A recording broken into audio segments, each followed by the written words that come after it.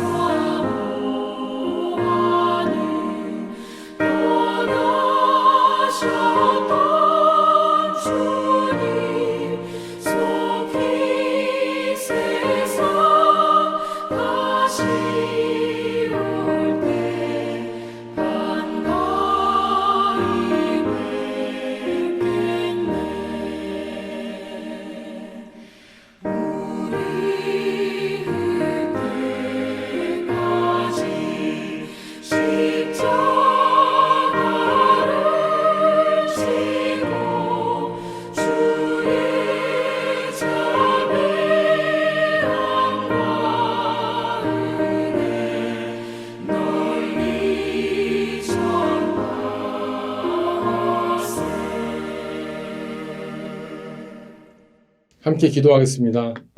좋으신 아버지 하나님, 너무나 감사합니다. 아무 흠도 없고 죄도 없는 6월절 어린 양 우리 주 예수 그리스도를 우리를 대신하여 속죄하게 하시고 아버지 그 피를 흘리셔서 우리에게 영원한 생명을 열어주신 주님께 감사를 드립니다. 하나님, 우리가 그런 은혜를 입었을진데 오늘 하루 너무 귀한 하루 주님과 함께 동행하면서 주님의 뜻을 우리 삶 가운데 이루어드릴 수 있는 우리 모두가 될 수 있도록 은혜를 베풀어 주시옵소서. 하나님, 지금도 전쟁이 일어나고 있고 그 가운데서 가족을 잃고 삶의 터전을 잃고 힘들어하는 모든 사람들을 불쌍히 여겨주셔서 하루속히 전쟁이 끝나게 하여 주시옵시고 평화가 올 수 있도록 주여 은혜를 베풀어 주시옵소서. 이 시간 동안 하나님의 말씀을 함께 묵상할 때 우리 각자에게 주시는 음성을 들을 수 있도록 성령께서 인도하시고 지도해 주시기를 원하옵고 우리를 죄에서 구원하신 예수님의 이름으로 기도드립니다. 아멘. 오늘 하나님의 말씀은 마가복음 14장 12절에서 21절까지 말씀입니다. 성경이나 자막이나 큐티 책자를 참조하시고 제가 읽어드리도록 하겠습니다.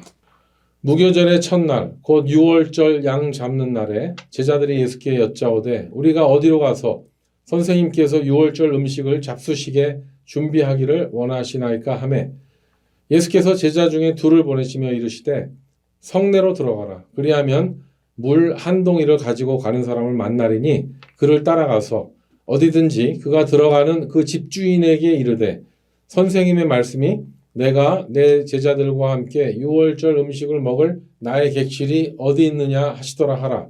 그리하면 자리를 펴고 준비한 큰 방을 보이리니 거기서 우리를 위하여 준비하라 하시니 제자들이 나가 성내로 들어가서 예수께서 하시던 말씀대로 만나 유월절을 준비하니라.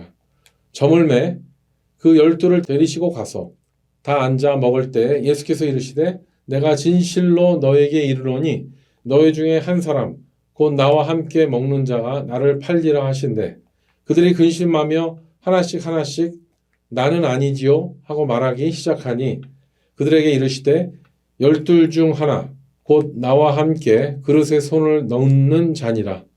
인자는 자기에게 대하여 기록된 대로 가거니와 인자를 파는 그 사람에게는 화가 있으리로다. 그 사람은 차라리 나지 아니하였더라면 자기에게 좋을 뻔하였느니라 하시니라. 이 말씀은 하나님의 말씀입니다.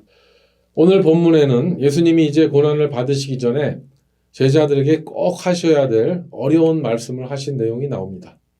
물론 오늘 내용이 참으로 안타까운 부분이긴 하지만 다른 복음서와 비교해서 좀 더 자세히 알아보고 좀 잘 정리할 필요가 있는 것 같아서 제가 마태복음과 또 요한복음을 인용해서 이 상황을 좀 잘 이해하도록 비교하기를 원합니다. 오늘 본문 후반부에 예수님이 자신을 팔 자가 12제자들 가운데 있을 것이라고 말씀하셨을 때 여기 표현해 보면 제자들이 몹시 슬퍼하고 이제 하나씩 물어보는 내용이 나옵니다. 나는 아니지요? 예수님께 물어보고 있습니다. 정말 그렇게 말하기를 시작했을 때 그들이 참 마음이 복잡했을 것 같은 그런 생각이 듭니다. 그때 예수님은 그 제자들에게 얘기를 하시죠. 자신을 파는 사람이 이 12명 중에 한 명이 있다. 그 한 명이 있는데 예수님과 함께 그릇에 손을 넣는 자라는 그러니까 그 사람이 나를 팔 것이다라고 얘기를 합니다.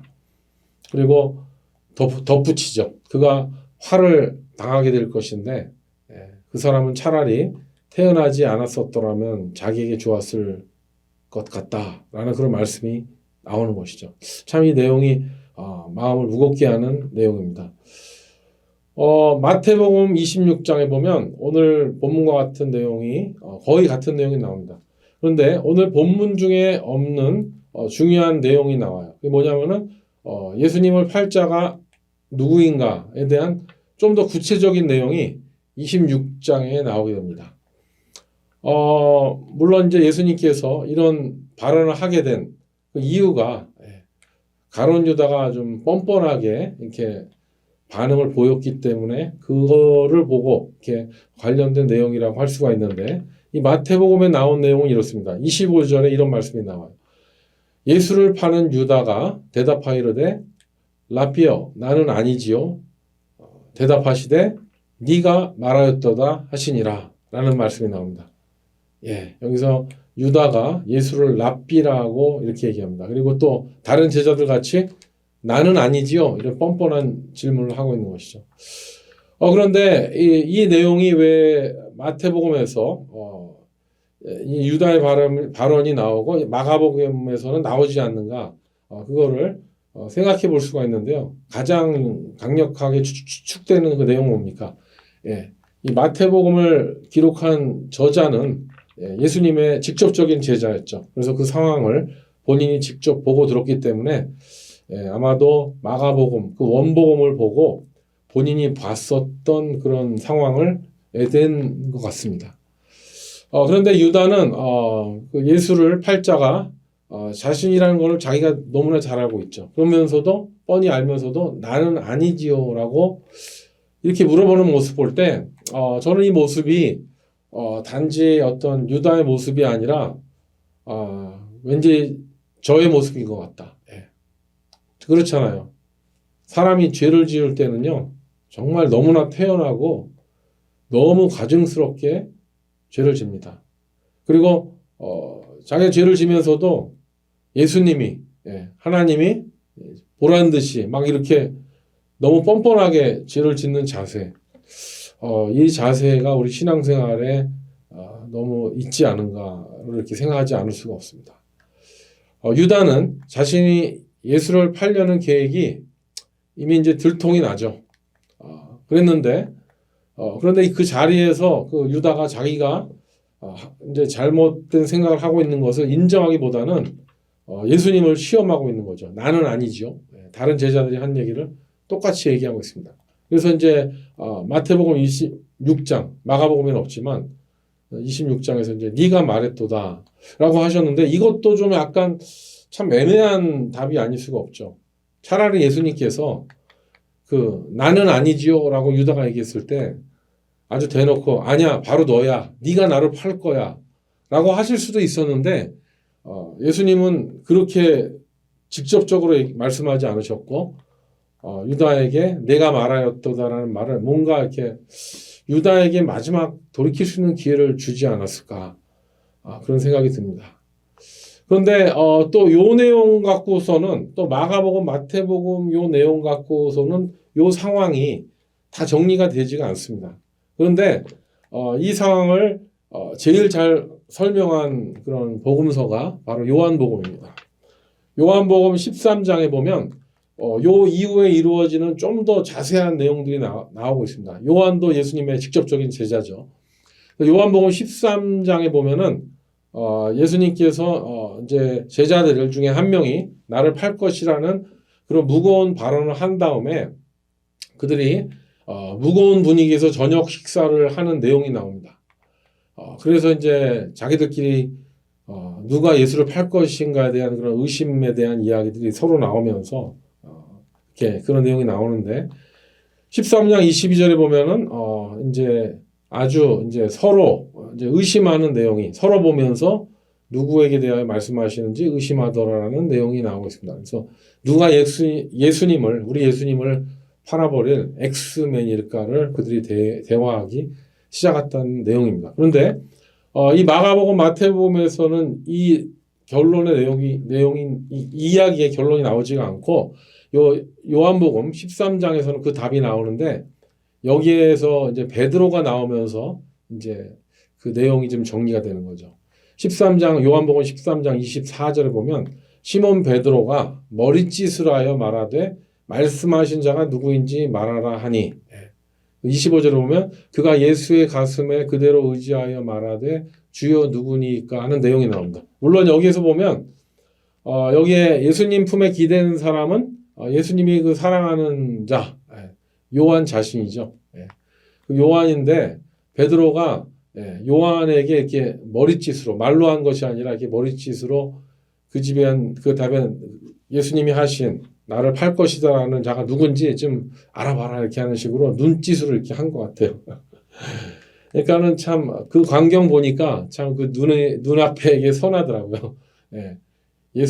예수님의 그 품에 요한은 밥 먹을 때도 이렇게 의지하고 있었다라고 또 그런 요한에게 베드로가 머리짓하면서 그놈이 누구야 이렇게 하면서 이렇게 눈짓으로 머리짓으로 이렇게 하는 걸 봤을 때 그때 이제 예수님께서 이제 대답을 해주셨죠. 내가 떡 한 조각을 적셔다가 주는 자가 그니라. 그 얘기가 요한복음 13장 26절에 나옵니다. 하면서 예수님이 이제 떡 한 조각을 적셔갖고 누구한테 줬죠?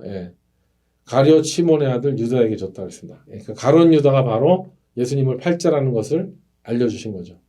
그런데 이 요한복음 13장에 보면 이 12제자들은 몰라요. 좀 이 상황을 이해하는 사람은 좀 베드로와 요한이라는 것을 알 수가 있습니다.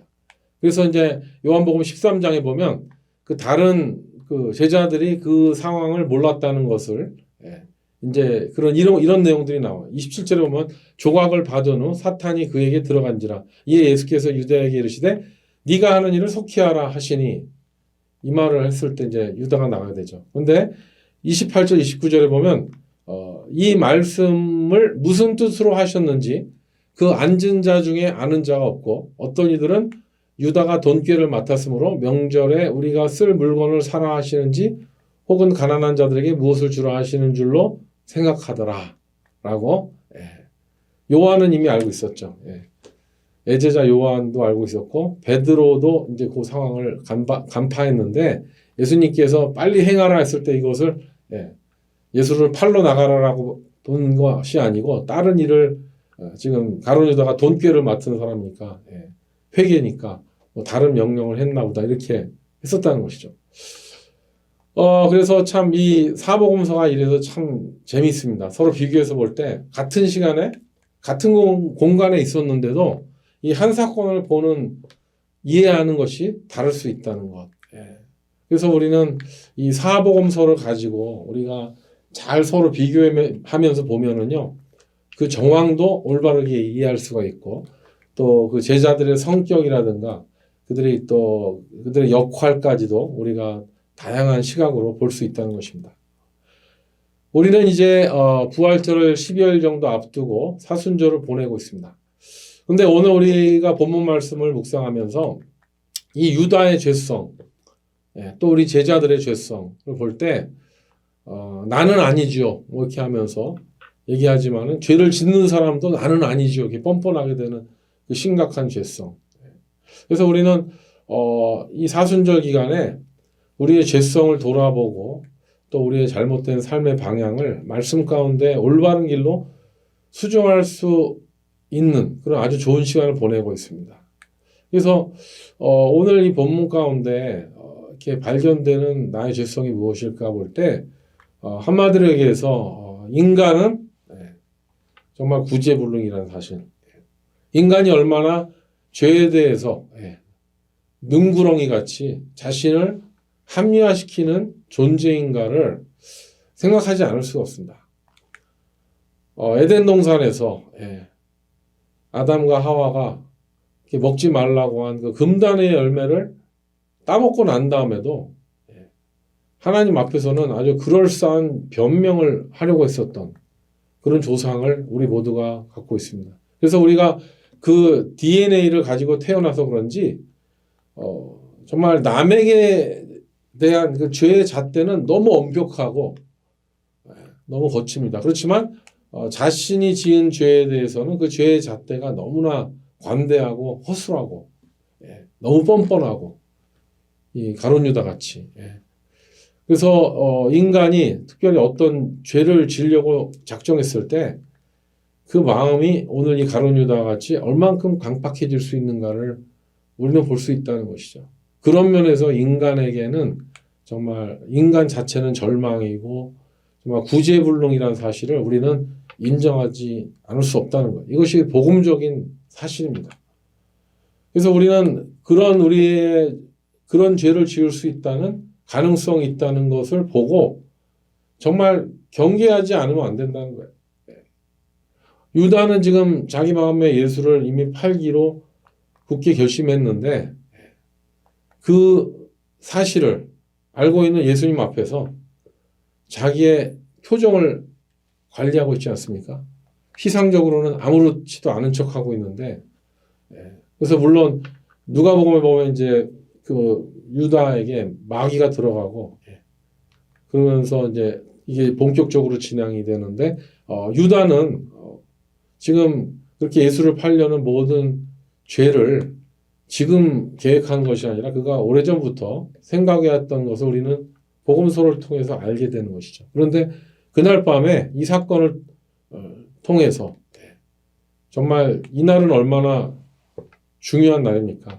예수님께서 그렇게 성찬식에 첫 번째 최초의 성찬식이 이루어질 수 있었던 가장 의미가 있었던 6월절 만찬 그날 저녁 때 유다는 예수를 팔기로 작정을 했다는 것이죠.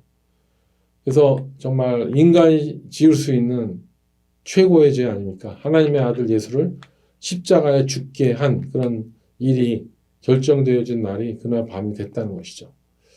그래서 이걸 보시고 예수님이 얼마나 가룟 유다를 보고 안타까우셨으면 그가 아예 세상에 태어나지 않았었더라면 좋겠다고 말씀하셨겠습니까? 우리는 매년 사순절이 다가오고 지내고 또 고난주간이 다가오면 그렇게 예수를 팔았던 가룟 유다 그리고 또 그뿐만이 아니죠.